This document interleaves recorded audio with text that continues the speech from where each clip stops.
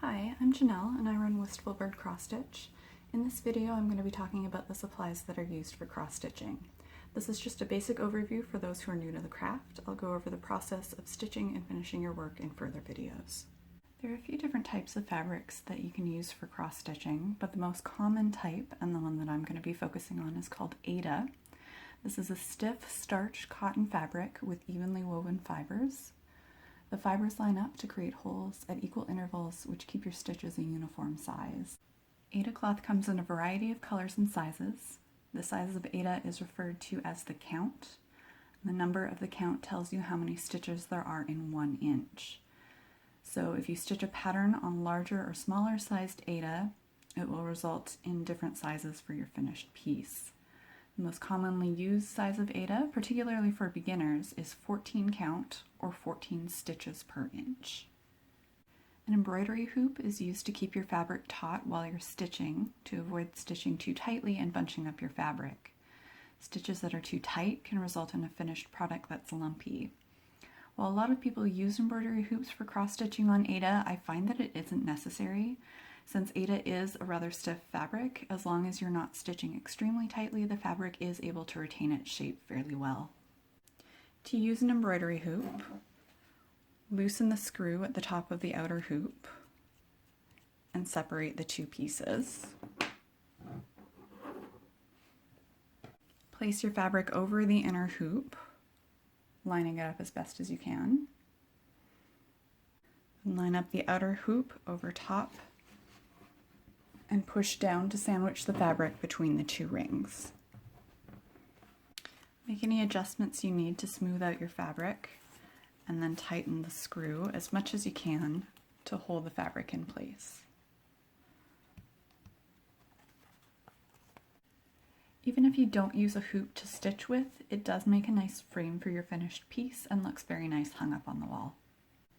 The thread that you use to stitch with is called Embroidery Floss.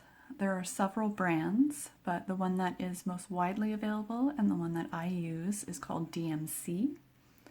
You can find it in most craft stores as well as online, and there are a variety of colors. Each skein is marked with a 3 or 4 digit number, which corresponds to the color.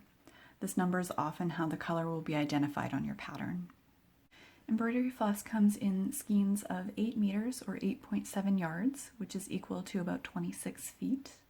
It's made of cotton and has 6 strands. Before you start stitching, you'll need to cut a length of floss. Any length shorter than the length of your arm works well. Then you'll need to separate out a few of the strands to thread onto your needle. Your pattern will often indicate how many strands to use, but it's usually 2 or 3.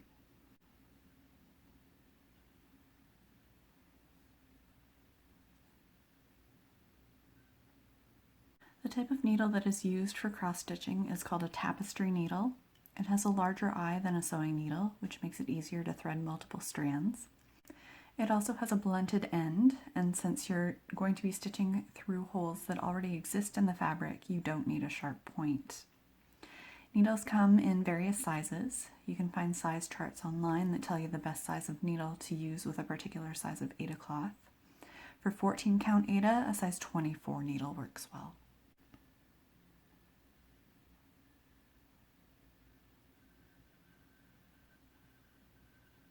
Cross-stitch patterns are laid out on a grid with a variety of symbols.